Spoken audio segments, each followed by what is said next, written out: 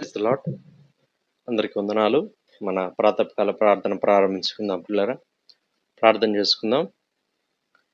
మహాపరిశుద్ధుడా, గొప్ప దేవ, సర్వశక్తిమంతుడా, సర్వాధికారి అయిన దేవ యేసయ్య, మీకే స్తుతులు స్తోత్రాలు వందనాలు చెల్లించుకుంటున్నాను ఆయన. మరొక నూతన దినంలోనికి మీరు మమ్మల్ని ప్రవేశపెట్టిన విధానం అంతటి కొరకు స్తోత్రాలు చెల్లించుకుంటున్నాం. ఇవే జావున మీతో మాకు అనుగ్రహించినటువంటి ఈ గొప్ప సహవాసం కొరకు స్తోత్రాలు వందనాలు చెల్లించుకుంటున్నాను ఆయన. సమయాన్ని మా కొరకు దీవించండి, ఆశీర్వదించండి. మా జీవితాల్లో మీరు చేస్తూ వస్తున్న మీరు ఉపకారములన్నీ కూడా జ్ఞాపకం చేసుకుని కృతజ్ఞత హృదయాలతో దేవా మీ వైపు చూస్తూ దేవా మరి తండ్రి మీ సన్నిధిలో సాగిలు పడుతున్నాం. తండ్రి మీకు స్తోత్రాలు. ఇదిగో యా తండ్రి రీతిగా మీ పక్షంగా నిలబడబోయేటువంటి మా దైవజనుల్ని మీ ఆత్మాభిషేకంతో మరొకసారి నింపి బలంగా మీరు వాడుకోమని ప్రార్థన చేస్తున్నాం. స్తోత్రాలు. మీ వాక్యం ద్వారా మీరు మాతో మాట్లాడుతూ వస్తున్న విధానం అంతటి కొరకు స్తోత్రాలు. మా ఆత్మీయ జీవితాలకు మీరు అనుగ్రహిస్తున్నటువంటి బలము శక్తి కొరకు స్తోత్రాలు చెల్లించుకుంటున్నాం. దేవా మరి తండ్రి సమయాన్ని మా కొరకు దీవించండి, ఆశీర్వదించండి. ఆ రీతిగా ప్రభువా చివరి ప్రార్థన ఆశీర్వాదముల వరకు మీ సన్నిధి మాకు తోడుగా ఉంచమని ప్రార్థన చేస్తున్నాం. దేవా ఈ దినమంతటికి కావలసినటువంటి గొప్ప శక్తి, బలము, దేవా ఆత్మీయత, దేవా మీ ఆత్మ నడిపింపు, మీ సన్నిధి యొక్క సహవాసం దేవా సమృద్ధిగా మీరు మాకు అనుగ్రహించండి. మీ నామానికి మహిమ తెచ్చుకోండి. ముందున్న సమయం అంతటినీ మా కొరకు దీవించండి. యేసయ్య సర్వశక్తి కలిగిన నామంలో స్తుతించి ప్రార్థన చేసి అడిగి వేడుకుంటున్నాం పరలోకపు తండ్రి, ఆమెన్. 91వ కీర్తన చదువుకుందాం పిల్లరా. మహోన్నతిని చాటు నివసించేవాడే సర్వశక్తి నేడును విశ్రమించేవాడు. ఆయన నాకు ఆశ్రయము, నా కోట, నేను నమ్ముకున్న నా దేవుడని నేను యెహోవాని గూర్చి చెప్పుచున్నాను. వేటకాని ఊరిలో నుండి ఆయన నిన్ను విడిపించును, నాశనకరమైన తెగులు రాకుండా నిన్ను రక్షించును. ఆయన తన రెక్కలతో నిన్ను కప్పును, ఆయన రెక్కల క్రింద నీకు ఆశ్రయం కలుగును. ఆయన సత్యము కేడెమును డాలునై ఉన్నది. రాత్రి వేళ కలుగు భయమునకైనను, పగటి వేళ ఎగురు బాణమునకైనను, చీకటిలో సంచరించు తెగులునకైనను, మధ్యాహ్నమందు పాడు చేయు రోగమునకైనను నీవు భయపడుకొందువు. నీ ప్రక్కన 1000 మంది పడినను, నీ కుడి పక్కన 10,000 మంది కూలినను అపాయం నీ యొద్దకు రాదు. నీవు కన్నులారా చూచుచుండగా భక్తిహీనులకు ప్రతిఫలం కలుగును. యెహోవా నీవే నా ఆశ్రయము అని నీవు మహోన్నతుడైన దేవుడు నీకు నివాసస్థలముగా చేసుకుని ఉన్నావు. నీకు అపాయం ఏమీ రాదు, ఏ తెగులును నీ గుడారము సమీపించదు.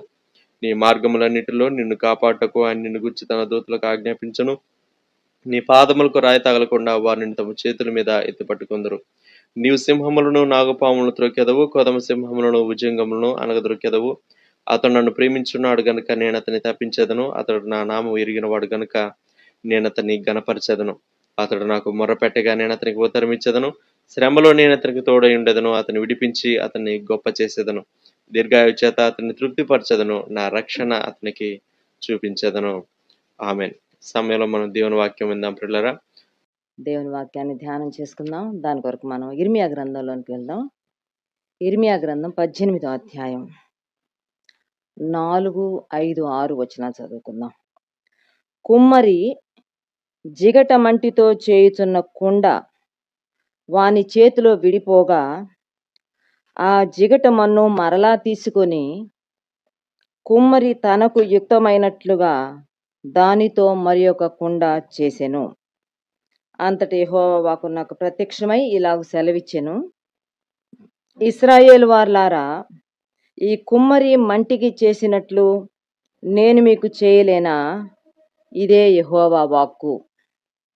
జిగట మన్ను కుమ్మరి చేతిలో ఉన్నట్లుగా ఇశ్రాయేలు వార్లారా మీరు నా చేతిలో. ఈ మాటలు ఇర్మియా గ్రంథంలో వ్రాయబడ్డవి. ఈ మాటలు ఇర్మియాకు మరి దేవుడు బయలుపరిచాడు. ఇర్మియాకు ప్రత్యక్షమైన యెహోవా వాక్కు.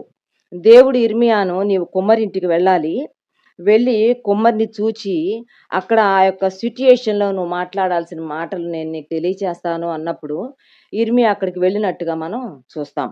ఇర్మియా అక్కడికి వెళ్ళేటప్పటికి ఒక కుమ్మరి సారి మీద ఒక కుండను తయారు చేస్తూ ఉన్నాడు. ఇప్పుడు ప్రభువు చెప్తున్నాడు, లేక ఇర్మియా ద్వారా చెప్పబడుతున్న మాట ఏంటంటే, ఒకవేళ జిగట మంటితో చేయబడుతున్న ఈ కుండ ఆ కుమ్మరి చేతిలో ఒకవేళ విడిపోతే, ఆ కుమ్మరితో పూర్తిగా సహకరించకపోతే, ఆ కుమ్మరి ఆ జిగట మన్నుని మరలా తీసుకొని తాను అనుకున్న రీతిగా యుక్తమైన రీతిలో మరి ఒక కుండను చేస్తాడు. ఇశ్రాయేలీలారా, మీరు నా చేతుల్లో అలాగే ఉన్నారు. జిగట మన్ను కుమ్మరి చేతుల్లో ఉన్నట్లుగా మీరు నా చేతుల్లో ఉన్నారు. కాబట్టి నేను మిమ్మును ఒక మంచి కుమ్మరిగా, నేను అనుకున్న కుండగా నేను మిమ్మల్ని మలచగలను.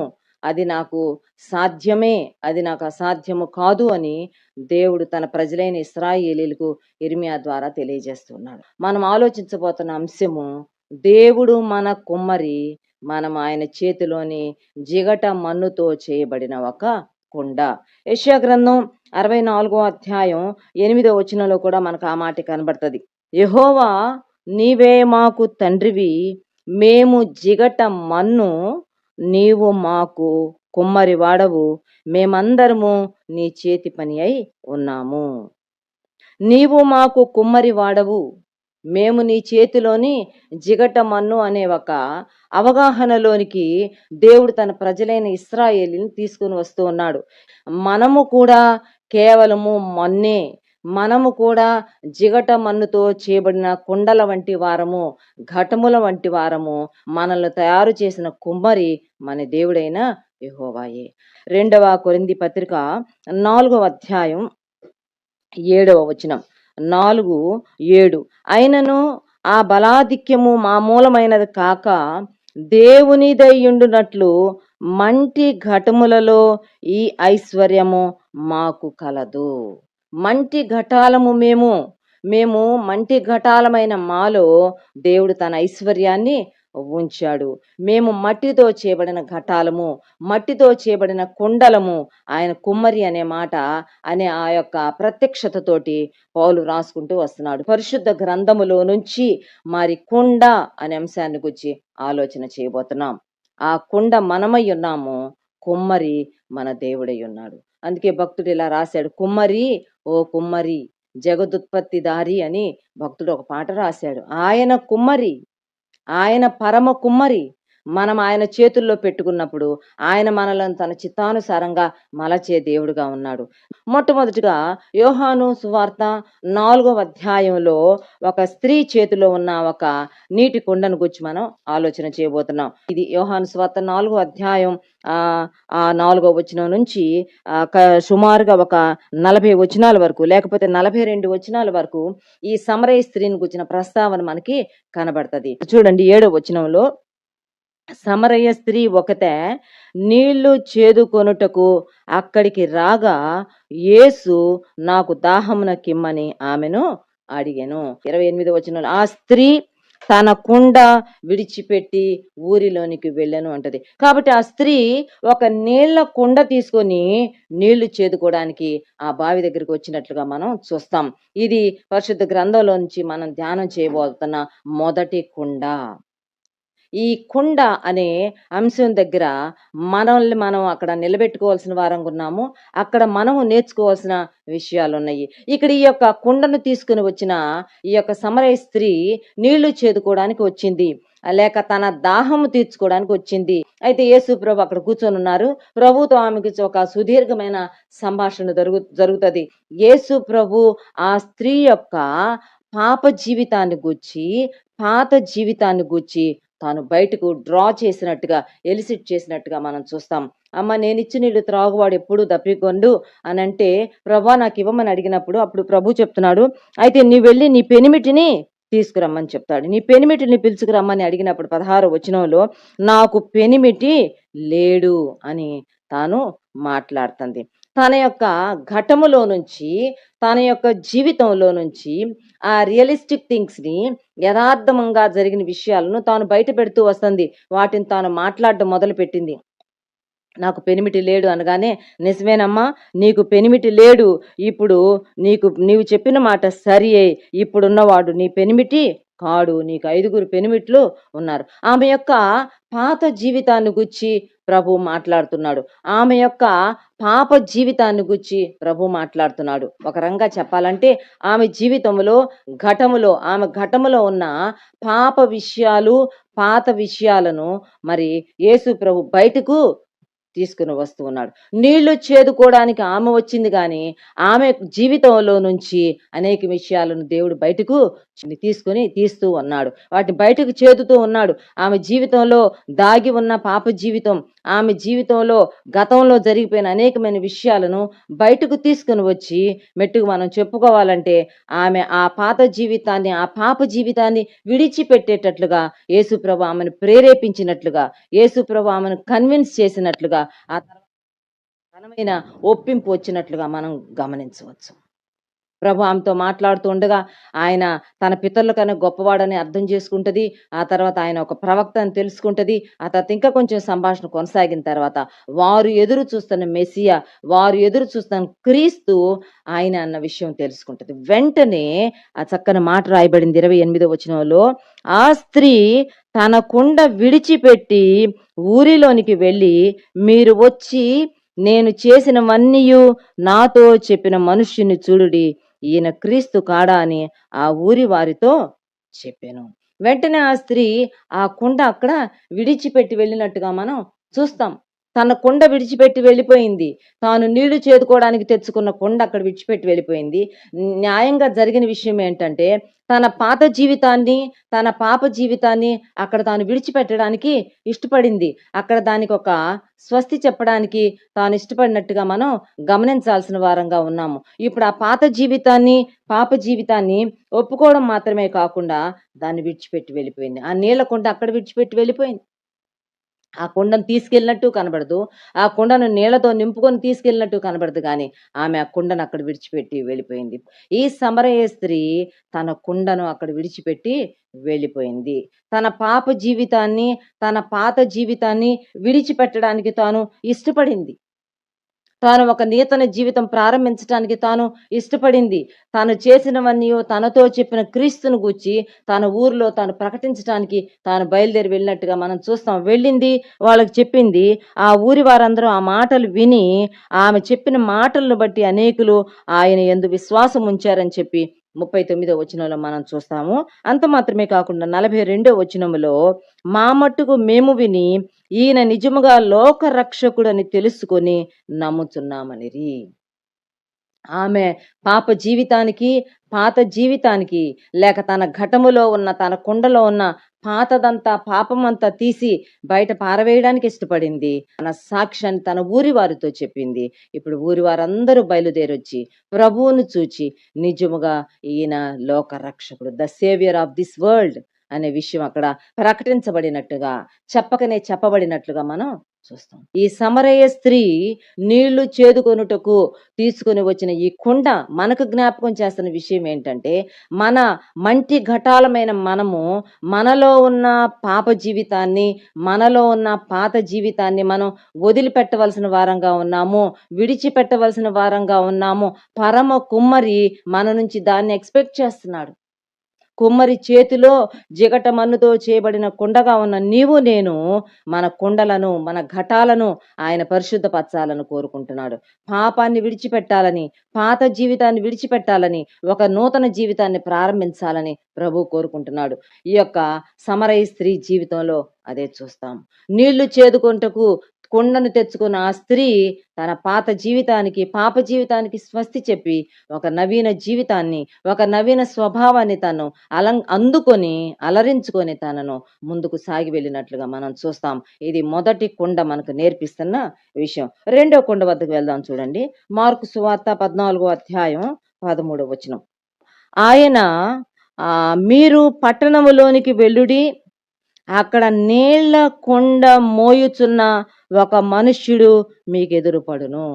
యేసు ప్రభు తాను భూమి మీద శరీరధారిగా ఉన్న దినాలలో తాను ఆఖరిగా తాను పస్కా ఆచరించాలి అనుకున్నప్పుడు, ప్రభా మేము నీ కొరకు పస్కా ఎక్కడ అరేంజ్ చేయమంటావు, పస్కా విందు ఎక్కడ అరేంజ్ చేయమంటావు అన్నప్పుడు ప్రభు వాళ్ళకి ఒక సూచన, లేకపోతే వాళ్ళకు ఒక ల్యాండ్ మార్క్ ఇచ్చి పంపిస్తున్నాడు.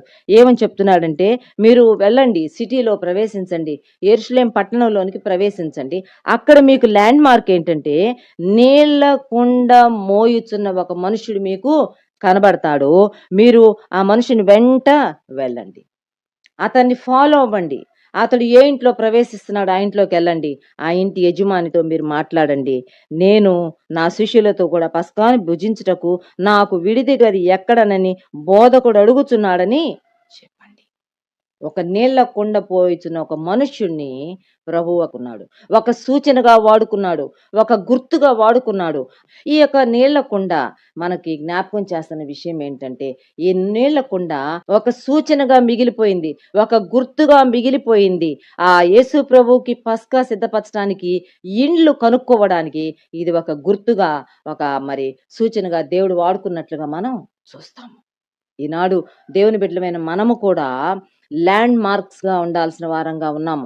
మన ఉద్యోగంలో కానియండి, మన ఇంటిలో కానియండి, మన బంధువుల మధ్య కానియండి, లేకపోతే మన యొక్క లొకాలిటీలో కానియండి, మన సంఘంలో కూడా ల్యాండ్ మార్క్‌గా ఒక ప్రత్యేకమైన గుర్తింపు పొందవలసిన వారంగా ఉన్నాము.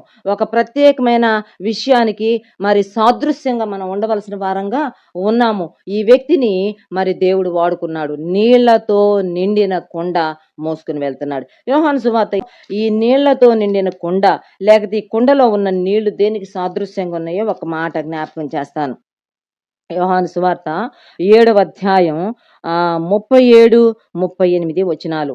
ఆ పండుగలో మహాదినమైన అంత్యదినమున యేసు నిలిచి, ఎవడైనను దప్పిగొనిన ఎడల నా యొద్దకు వచ్చి దప్పి తీర్చుకొనవలెను. నా యందు విశ్వాసముంచు వాడెవడో లేఖనము చెప్పినట్టు వాని కడుపులో నుండి జీవ జల నదులు పారునని బిగ్గరగా చెప్పారు. నా యందు ఎవరు విశ్వాసం ఉంచుతారో వాని కడుపులో నుండి జీవ జల నదులు ప్రవహిస్తాయి, నీళ్లు ప్రవహిస్తాయి. నీళ్లతో వారు నిండి ఉన్న ఒక కుండలాగా ఉంటారు. తన యందు విశ్వాసం ఉంచువారు పొందబోవు ఆత్మను గూర్చి ఆయన ఈ మాట చెప్పెను. నా యందు విశ్వాసం ఉంచు వారి కడుపులో నుండి జీవ జల నదులు పారును అని చెప్పిన మాట యొక్క అర్థము, ఆయన యందు విశ్వాసం ఉంచిన వారు పొందబోవు ఆత్మను గురించి చెప్పాడు. దేవుని బిడ్డలు దేవుని ఆత్మను కలిగిన వారుగా ఉండాలి. రోమపత్రిక 8వ అధ్యాయంలో ఉంటుంది, దేవుని ఆత్మ చేత ఎందరు నడిపింపబడుదురో వారు దేవుని కుమారులయ్యుందురు అని వ్రాయబడింది. నాకు ఒక వాగ్దానం జ్ఞాపకం వస్తా ఉంది. యెషయా గ్రంథం 8వ అధ్యాయం 18వ వచనంలో ఒక వాగ్దానము అక్కడ వ్రాయబడింది. నిజంగా ఈ వాగ్దానాన్ని దేవుని బిడ్డలంగా నీవు నేను చేపట్టవలసిన వారంగా ఉన్నాము. దీన్ని మనం క్లెయిమ్ చేయవలసిన వారంగా ఉన్నాము. యెషయా గ్రంథము 8వ అధ్యాయం 18వ వచనం. ఇదిగో నేనును యెహోవా నాకిచ్చిన పిల్లలను సియోను కొండ మీద నివసించు సైన్యములకధిపతియగు యెహోవా వలని సూచనలుగాను మహత్కార్యములుగాను ఇశ్రాయేలీయుల మధ్య ఉన్నాము. ఇది ప్రవక్త చెప్తున్న మాట. ప్రవక్త చెప్తున్నాడు, ఇదిగో నేనును దేవుడు నాకిచ్చిన పిల్లలు సియోను కొండ మీద ఉన్న సైన్యములకు అధిపతి యెహోవా వలని సైన్స్ అండ్ వండర్స్ గా ఉన్నాము, సూచనలుగా మహత్కార్యములుగా ఇశ్రాయేలీయుల మధ్య ఉన్నాము. దేవుని ప్రజల మధ్యలో మనము ఒక సాదృశ్యంగా, ఒక సూచనగా, ఒక ముంగుర్తుగా అనేకమైన గొప్ప వాటికి మరి గుర్తుగా మనం ఉండాల్సిన వారంగా ఉన్నాము. దేవుని యొక్క శక్తిని లోకానికి కనుపరిచే వారంగా, దేవుని యొక్క ప్రేమను లోకానికి అందించే వారంగా, దేవుని యొక్క ఆత్మ చేత నింపబడిన వారంగా మనం లోకము చేత ఐడెంటిఫై చేయబడవలసిన వారంగా ఉన్నాం. ఇప్పుడు ఈ నీళ్లతో నిండిన కొండ మోయుచున్న మనుష్యుణ్ణి యేసు ప్రభు ఒక సూచనగా పెట్టుకున్నాడు. ఈరోజు ఈ నీళ్ల కొండ మోయుచున్న లేక మనుషుని చేత మోయబడుతున్న ఈ నీళ్ల కొండ నీకు నాకు జ్ఞాపకం చేస్తుంది. మన జీవితాలను సార్థకం చేసుకోవాల్సిన వారంగా ఉన్నాం. మన జీవితాల యొక్క పరమార్థాన్ని మనం అందుకోవాల్సిన వారంగా ఉన్నాము. అంతేకాని అందరిలాగా మరి మనం మన జీవితాలను కంటిన్యూ చేసుకోవడానికి వీల్లేదనేది ఈ యొక్క మనుషుని చేత మోయబడుతున్న నీళ్ల కొండ మనకి తెలియజేస్తుంది. 3వ అంశంలోకి వెళ్దాం. చూడండి, పాత నిబంధనలో నుంచి కొన్ని కొండలను గురించి ఆలోచన చేద్దాం. 2వ రాజుల గ్రంథము 4వ అధ్యాయం 38 నుంచి మనకి 31వ వచనం వరకు కనబడుతుంది. ఇక్కడ ఎలీషా మరి ఏలియా పరమునకు ఆరోహణమైన తర్వాత ఆ యొక్క యోర్ధాన్ దాటి తిరిగి హీ వాస్ కమింగ్ బ్యాక్, వెనక్కి వస్తా ఉన్నాడు. ఆ యోర్ధాను దాటి మరలా వెనక్కి ఎరికోకు వస్తాడు. ఎరికో నుంచి బేతేలుకు వెళ్తాడు. బేతేలు నుంచి అక్కడ కొంతకాలం ఉండి ఆ తర్వాత తాను మరి గిల్గాల్కు వస్తాడు. గిల్గాల్కు వచ్చినప్పుడు గిల్గాల్లో జరిగిన సందర్భం ఇక్కడ రాయబడింది. ఎలీషా తన ప్రవక్తల శిష్యులతో పాటు తాను గిల్గాల్కు వచ్చినప్పుడు అక్కడ భయంకరమైన క్షామం. ప్రవక్తల శిష్యులు చాలా ఆకలితో ఉంటారు. అప్పుడు ఎలీషా తన పనివారిని పిలుస్తాడు. తన పనివారిని పిలిచి, ఇప్పుడు మనం ప్రవక్తల శిష్యులకి భోజనం పెట్టాలి. వాళ్ళకి మనం వంట చేయాలి. మీరు వంట చేయాలని చెప్పి వారికి సలహా ఇస్తున్నాడు. దాని కొరకు తాను 38వ వచనం.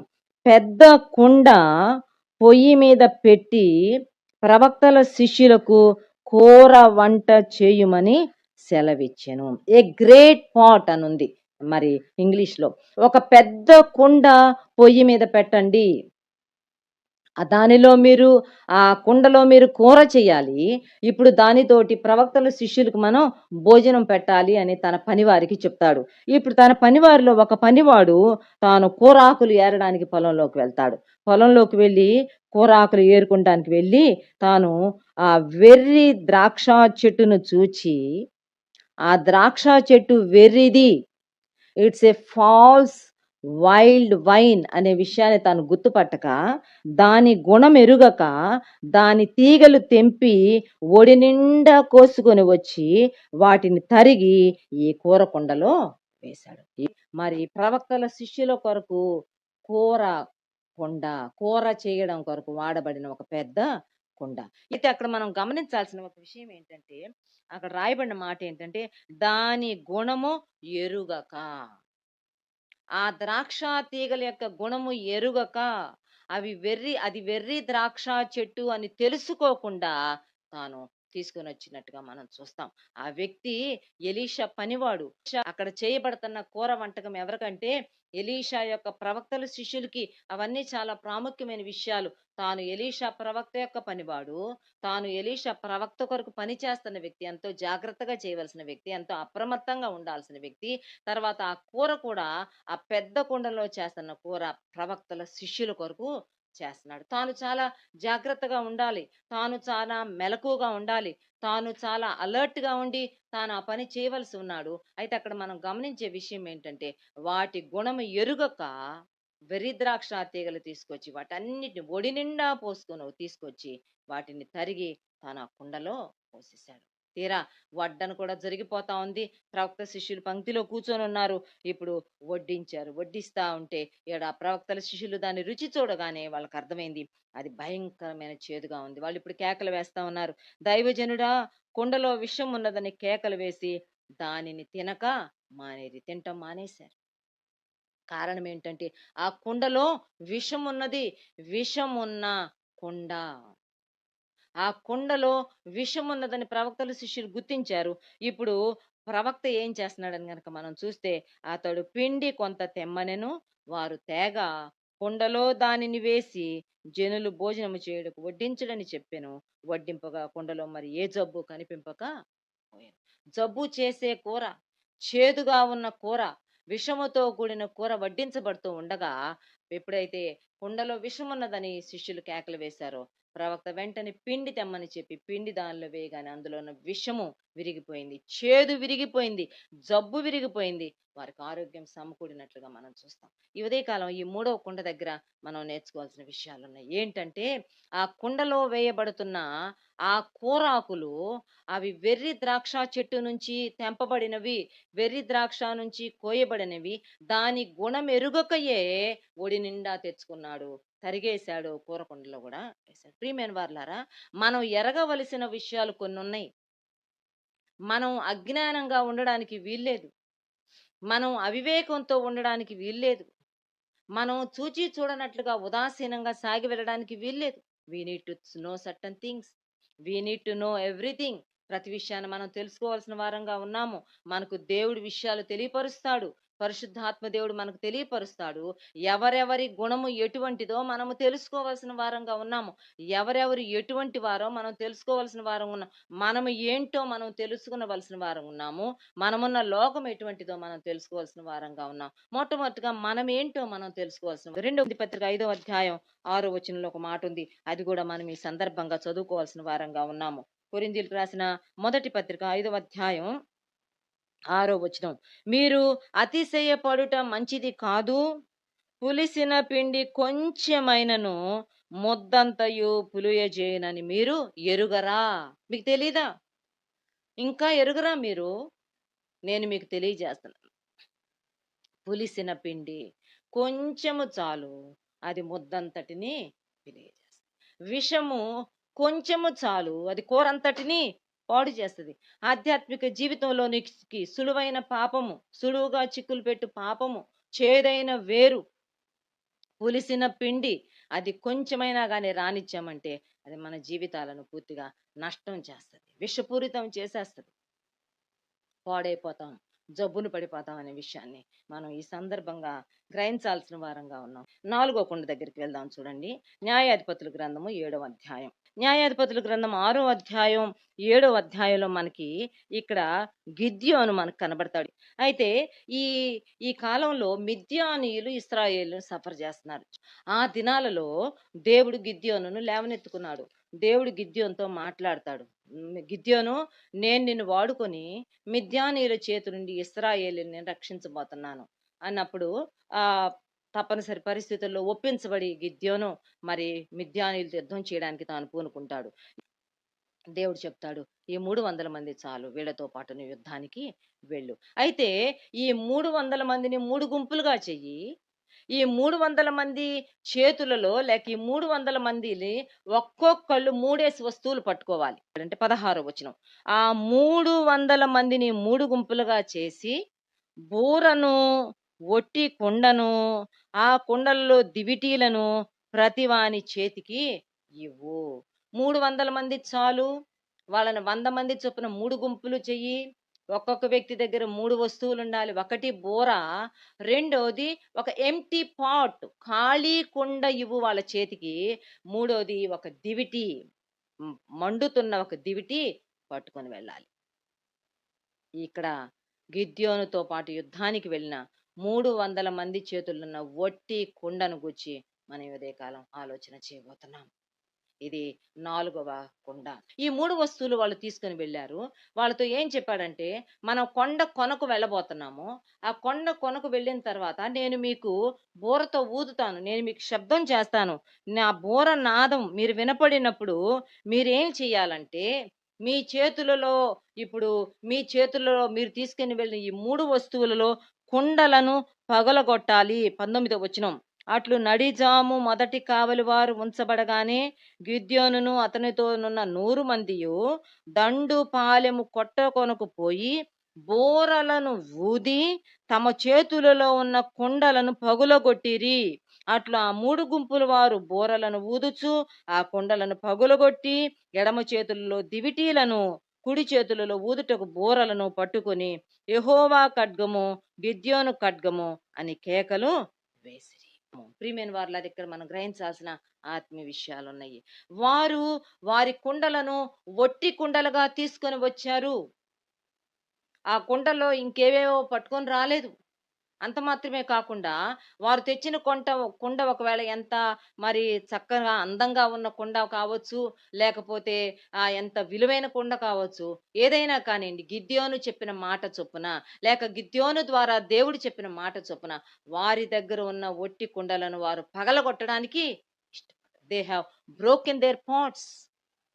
వారి కుండను పగలగొట్టారు, లేక వారు పగిలిపోవడానికి, వారు విరిగిపోవడానికి, వారు నలిగిపోవడానికి ఇష్టపడ్డారు. ఈ కుండ ఒక వ్యక్తి యొక్క వ్యక్తిత్వానికి సాదృశ్యంగా ఉంది.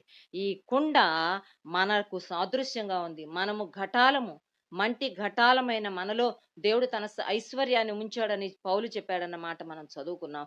ఇప్పుడు వారికి సాదృశ్యంగా ఉన్న ఆ కుండలను వారు పగలగొడుతున్నారు.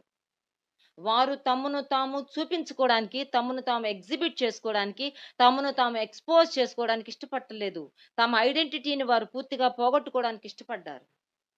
వాళ్ళు మేము కనబడకపోయినా పర్లేదు, మాకు సూచనగా, మాకు ముంగుర్తుగా ఏమీ లేకపోయినా పర్వాలేదు, కానీ ఇదిగో ఈ రెండింటిని మేము చూపించబోతున్నాం. ఒకటి, బూరతో వారు శబ్దం చేయబోతున్నారు, బూరలు వారు ఊదబోతున్నారు. రెండోది, దివిటీలను, వెలిగించబడిన దివిటీలను వారు పైకెత్తి చూపించబోతున్నారు. ఈ బూర శబ్దము చేస్తున్న బూర. దే వర్ షౌటింగ్, వారు అరుస్తూ ఉన్నారు, వారు హర్షిస్తున్నారు, వారు ప్రహర్షిస్తున్నారు. మనము ఖాళీ కుండలమే, మన కుండలు పగిలిపోవాలి, మనము విరిగిపోవాలి, మనము నలిగిపోవాలి, కానీ we need to make sounds should come out of us. ఏం సౌండ్స్ అండి? అరుపుల, కేకల, బూతి మాటల, గొడవల, తగువుల కాదు కాదు. దేవుని గుచ్చిన స్తుతి మనలో నుంచి రావాలి. దేవుణ్ణి ఆరాధించడం మనం చేయవలసిన వారంగా ఉన్నాం. దేవుని గూర్చిన సాక్ష్యాలు, మన జీవితంలో దేవుడు చేసిన కార్యాలను మన లోకానికి తెలియజెప్తూ రావాల్సిన వారంగా ఉన్నాము. దేవునికి మనం ప్రార్థనలు చేస్తూ రావాలి. We need to make such sounds. శబ్దాలు చేయాలి. బూరలతో వారు నాదము చేస్తున్నారు. బూరలతో వారు కేకలు వేస్తూ ఉన్నారు. ప్రియమైన వారలారా, మన జీవితం నుంచి రావాల్సిన అవుట్‌కమ్ ఇది. We need to praise him. We need to worship him. We need to pray unto him and we need to witness him. మనం ఆయన గురించి సాక్ష్యాలు చెప్పాలి. ఈనాడు నీ జీవితంలో సాక్ష్యాలు ఉన్నాయా? ఈనాడు నీ జీవితంలో దేవుని శక్తిని నువ్వు చూస్తున్నావా? దేవుని యొక్క అపరిమితమైన మహాత్యాన్ని నువ్వు అనుభవిస్తున్నావా? ప్రభు తన కృపలో నా జీవితంలో ఆయన తన యొక్క శక్తిని వెల్లడిపరుస్తూ ఉన్నారు. ఆయన నాతో ఉన్నాడన్న అనేకమైన రుజువులు ఆయన నాకు అనుగ్రహిస్తూ వస్తున్నాడు. ఆయన నాతో ఉన్నాడు. ఆయన కృప నాతో ఉన్నది. ఆయన శక్తి నా ఎడల కనుపరుస్తూ వస్తున్నాడు. అనేకమైన సాక్ష్యాలు ఈనాడు నా జీవితంలో నేను కలిగి ఉన్నాను. వ్యక్తిగతంగా దేవుని యొక్క సాక్ష్యాలు నా దగ్గర ఉన్నాయి. దేవుని యొక్క ప్రేమను రుచి చూచిన సాక్ష్యాలు నా దగ్గర ఉన్నాయి. As a family lot of witnesses are with me. నా దగ్గర బోల్డ్ అనే సాక్ష్యాలు ఉన్నాయి. నా తోబుట్టువులను గుచ్చిన సాక్ష్యాలుండే, నా బిడ్డలను గుచ్చిన సాక్ష్యాలున్నాయి, నన్ను గుచ్చిన సాక్ష్యాలున్నాయి, నా సంఘాన్ని గుచ్చిన సాక్ష్యాలున్నాయి. ప్రియమైన వారలారా, వాటిని మనం తెలపవలసిన వారంగా ఉన్నాం. వాటిని మేము పలకవలసిన వారంగా ఉన్నాం. వాటిని మనం లోకానికి తెలియజేయవలసిన వారంగా ఉన్నాం. కూరలు ఊదాలి మనము. సైలెంట్ గా ఉండటానికి వీల్లేదు. నీవు రక్షించబడ్డావా?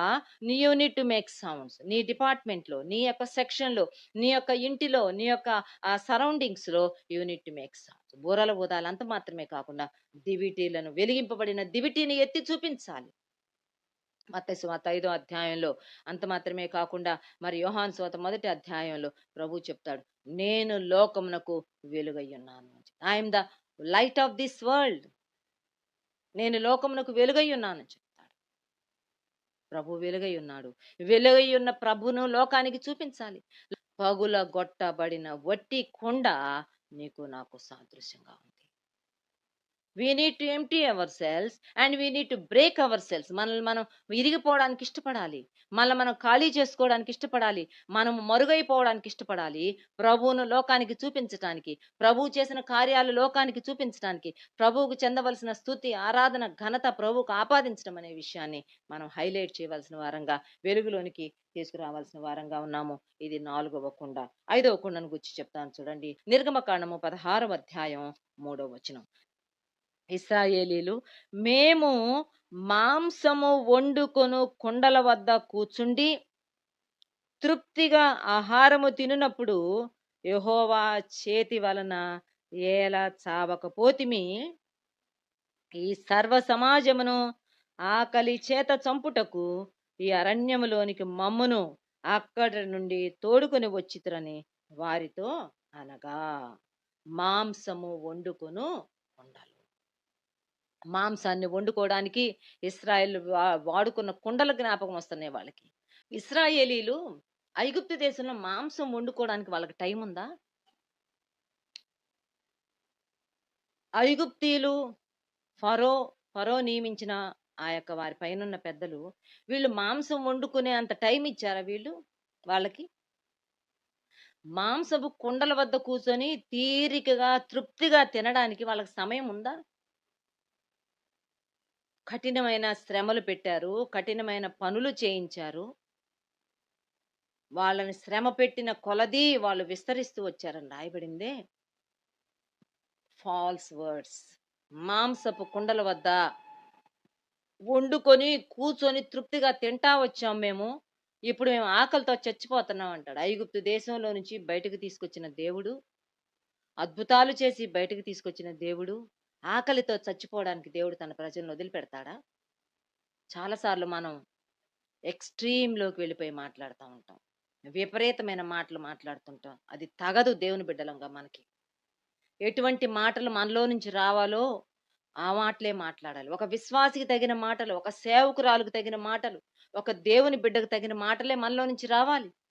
మాంసపు కుండల వద్ద వండుకుని తృప్తిగా కూర్చుని తింటున్నప్పుడు మేము ఎందుకు చంపబడలేదు, ఆకలితో చచ్చిపోవడానికి మేము ఇక్కడికి వచ్చామని చెప్పి మాట్లాడుతూ ఉన్నారు. ప్రియమైన వారలారా, వారికి తిండి మీద ఉన్న అపేక్ష అక్కడ మనకి జ్ఞాపకం వస్తుంది. ఈ 16వ అధ్యాయం గనక మనం గమనించుకుంటూ వెళ్తే ఆకాశం నుండి వారి కొరకు మన్నా కురిపించబడింది. దేవదూతల ఆహారం వారికి కురిపించబడింది. ఆ 40 సంవత్సరాలు వారు మన్నా చేత పోషించబడినట్లుగా మనం చూస్తాము. దేవదూతల ఆహారం దేవుడు వాళ్ళకి ఇవ్వాలని దేవుడు ఆలోచన చేస్తుంటే వీళ్ళు మాంసము వండుకొని కొండల దగ్గర దృశ్యాలు వారు జ్ఞాపకం చేసుకున్నారు. 23వ అధ్యాయం సామెతలు 2వ వచనం, నీవు తిండిపోతువైన ఎడల నీ గొంతుకకు కత్తి పెట్టుకొనుము. దేవుడు తన ప్రజలైన ఇశ్రాయేలీలను ఆకలితో చంపేడు సుమా ఉన్నట్టుగా మాట్లాడుతున్నారు. ఆ తిండిపోతువైతే గొంతుకు కత్తి పెట్టుకో, రెండో మాట. ఇది అధ్యాయం 21వ వచనం, 20వ వచనం. ద్రాక్షారసము త్రాగువారితోనైనను మాంసము హెచ్చుగా తినువారితోనైనను సహవాసము చేయకము. అంటే ఒక మాటలో చెప్పాలంటే సులువ, తాగుబోతులతో తిండిబోతులతో సహవాసం చెయ్యొద్దు. తాగుబోతులను తిండిబోతులను దరిద్రులగుదురు. ఇదే ఇశ్రాయేలీలు తిండిబోతులుగా మాట్లాడుతున్నారు. మాంసాపేక్ష భయంకరమైనది సుమా. దేవుని బిడ్డలంగా ఏమి అపేక్షించాలి అవి అపేక్షించాలి. మనం ప్రభుని ఆశ్రయిద్దాం, ప్రభు దగ్గరికి వద్దాం.